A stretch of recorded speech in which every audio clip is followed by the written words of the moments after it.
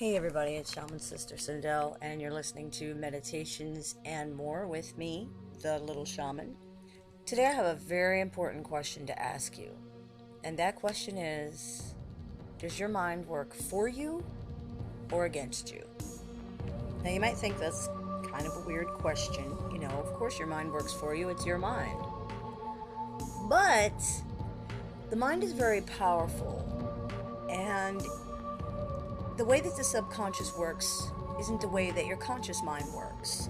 So just because you are logical and reasonable and think things through and are very conscious on one aspect of your mind doesn't mean that the way the rest of your mind works is beneficial for you. So sometimes I wonder if the whole point of our journey here on Earth is to learn how to make our minds stop working against us. It can actually be harder than you think. Think about it. How many times have you wanted to do something, but then you talked yourself out of it? You know what I mean? At first it's like, oh, I'd love to get that job. I'm going to go for it. The hours are great. I know I'd be terrific. It's perfect. It's this, it's that. But then after a while, self-doubt starts creeping in. Then you start talking yourself out of it. Yeah, but I don't have. Yeah, but I'm not. Yeah, but I can't do. And it's like, wait a minute. I thought we were both on the same side here. Well, that's what I'm talking about. Are you? Are you both on the same side? Because if your mind is defeating you before you've even tried, you're not on the same side. The question is, why does it do that? Now, except in the cases of some personality disorders where the person has a really sadistic, malfunctioning superego that purposely sabotages them continuously, the most common reason is fear. I mean, your mind isn't really meaning to work against you. It thinks it's protecting you from disappointment and pain and all the other things involved in taking a risk. The question you have to ask yourself is, who's driving this bus anyway? Is it you or your fear? Maybe it's time to decide that once and for all. Because the truth is, there's no such thing as a safe risk. Risk implies risk. It means taking a chance. There's good risks and there's bad risks. A good risk might be asking a girl out on a date after, you've heard that she told your friend that she likes you and is interested in you. And a bad risk might be giving money to a charity that, has had problems in the past. But there's no such thing as a safe risk. Fear is always an element of risk, of taking a chance. But if you allow fear to stop you from ever taking a chance at all, then, you're missing out on so many things. Love, life, freedom, just so much more. You can't live life without fear, but you can stop fear from sabotaging you. The first question is, when you're trying to figure this all out, is how much does negativity actually control the choices you make? Now, you might not think very much, but it might actually be more than you think. Like, for example, what do you think of the power of positive thinking? A lot of people dismiss it as hokey or corny and trite, just kind of silliness. The thing that those new age tree hugger people believe in, right? Now, if you agree with those statements, that's negative thinking right there. See how that works? You've just dismissed something as useless and silly without examining its merits or even considering it at all. You've decided it won't work without even trying it. So the real question is, what are you afraid of? Are you afraid of looking silly? Are you afraid of feeling silly?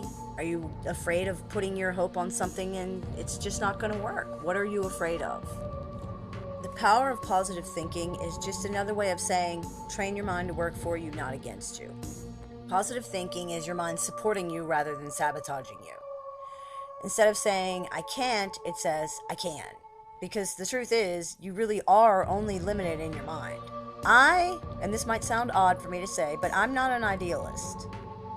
I'm a realist. I'm a pragmatist. I believe in what I can see and what I can experience, and the idea that your only limitations are self-imposed, it's not just a meaningless platitude, it is the truth. There's people proving it every day. Whatever you want to do, you really can do it. This isn't just some self-affirmation stuff I'm saying to you. It really is the truth. And to prove that to you, I'm going to give you an exercise to do right now.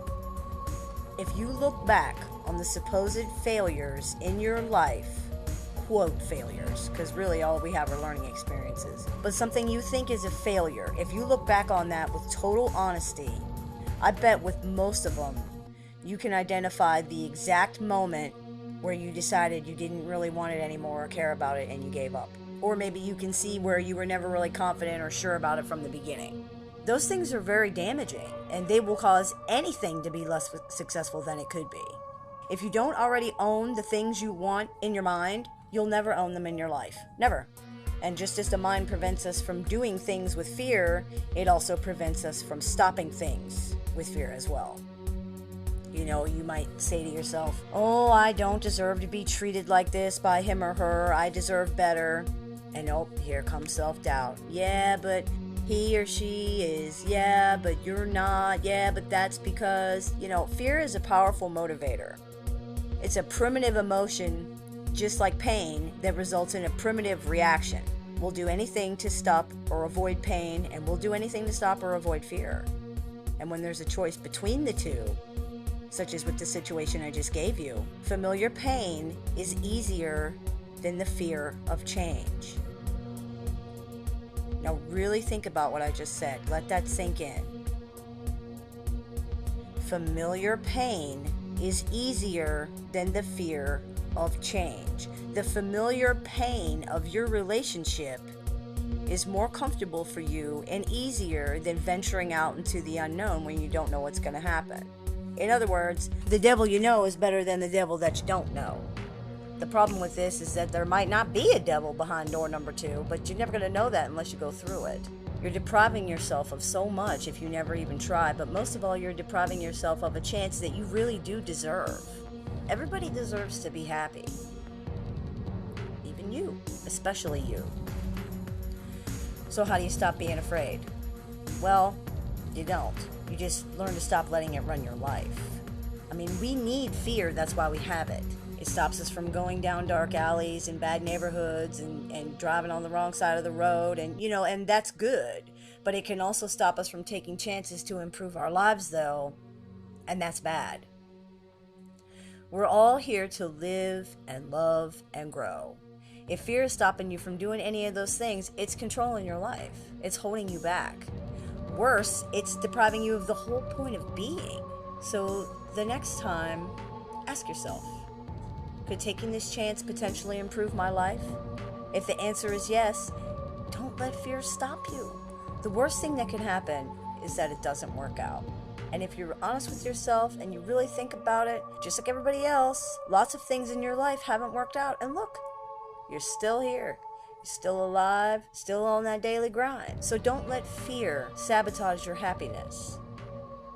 You've been listening to The Little Shaman, Meditations and More podcast with me, The Little Shaman.